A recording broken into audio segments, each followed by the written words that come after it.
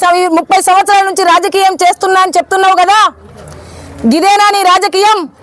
మహిళలను కించపరచడమా, మహిళలను అవమానపరచడమా? ఒక మహిళగా ఉండి ఈ విధంగా నేను మాట్లాడిన అనేసి తప్పకుండా మహిళలకు మరి ఆ తల్లులకు క్షమాపణ చెప్పవలసిన అవసరం ఉంది. లేకపోతే కవితకు పట్టిన గతి నీకు తప్పకుండా పడుతుందనేసి చెప్తున్నాం. ఎవరైనా అడిగితే పోరాట స్ఫూర్తితో వచ్చినటువంటి వాళ్ళం, ప్రజల పక్షాన ఉన్నటువంటి వాళ్ళం, ప్రజల కష్టాలు తెలిసినటువంటి వాళ్ళం, ప్రజల అభివృద్ధి కోరుకున్నటువంటి వాళ్ళమే. కాబట్టి ఈరోజు కాంగ్రెస్ ప్రభుత్వం మరి సీతక్క గారికి ఒక ఆదివాసీ బిడ్డకు మంత్రి పదవి ఇచ్చింది. 10 సంవత్సరాలు పరిపాలన చేసినటువంటి క్రమంలో మీ బీఆర్ఎస్ ఎవరైనా ఆదివాసిని గుర్తించిందా అని ప్రశ్నిస్తున్నాం. ఈ ప్రాంతంలో బడుగు బలహీన వర్గాలు ఉంటారు కాబట్టి ఆ ప్రాంత అభివృద్ధి కొరకు తప్పకుండా అభివృద్ధి చేయాలన్నట్టు ఒక గొప్ప లక్ష్యంతో ఈ ప్రాంతానికి సీతక్క గారిని ఇన్ఛార్జిగా పంపించడం జరిగింది.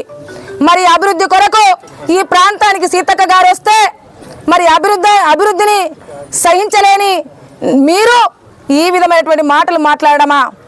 మీరు మంత్రులుగా ఉన్నప్పుడు ఫామ్ హౌస్ చుట్టూ తిరుగుతూ పైసలు ఎట్లా సంపాదించుకోవాలో అని మీ బాబతి అయితే ప్రజల పక్షా నుండి ప్రజల అభివృద్ధి కోరుకున్నటువంటి బాధ్యత మా ప్రభుత్వానిది. మరి ఈరోజు మరి 30 సంవత్సరాలు నేను రాజకీయ జీవితం అని చెప్తున్నావు కదా, 30 సంవత్సరాల రాజకీయ జీవితంలో ఇలాంటి మాటలను నేర్చుకున్నావా అని మేము అడుగుతున్నాం. మరి ఇలాంటి మాటలు నేర్చుకుంటే ఇక్కడ ఉన్నటువంటి ప్రజలందరూ కూడా నేను తప్పకుండా తరిమి కొడతారనేసి కూడా తెలియజేస్తున్నాం.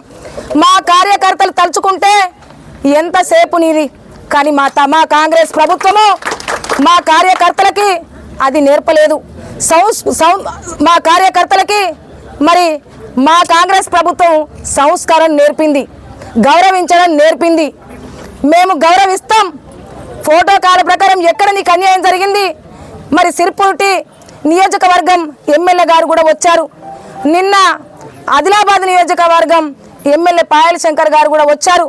మరి వాళ్లకు మా అభివృద్ధి పనులలో వాళ్ళు భాగస్వాములై ఈ ప్రాంతం అభివృద్ధి జరగాలనేటువంటి లక్ష్యం పెట్టుకొని వాళ్ళు మాతో కలిసి పనిచేశారు. మరి నీకే ఫోటోకాల్ అడ్డొచ్చిందా అని మేము అడుగుతున్నాం.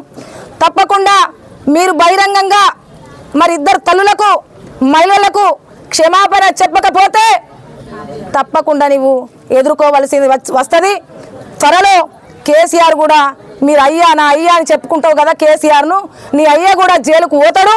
అదేవిధంగా నీకు కూడా అలాంటి గట్టే పడుతుందనేసి మేము తెలియజేస్తున్నాం. మీరు 10 సంవత్సరాల్లో చేయనటువంటి అభివృద్ధి ఈరోజు పాఠశాలలు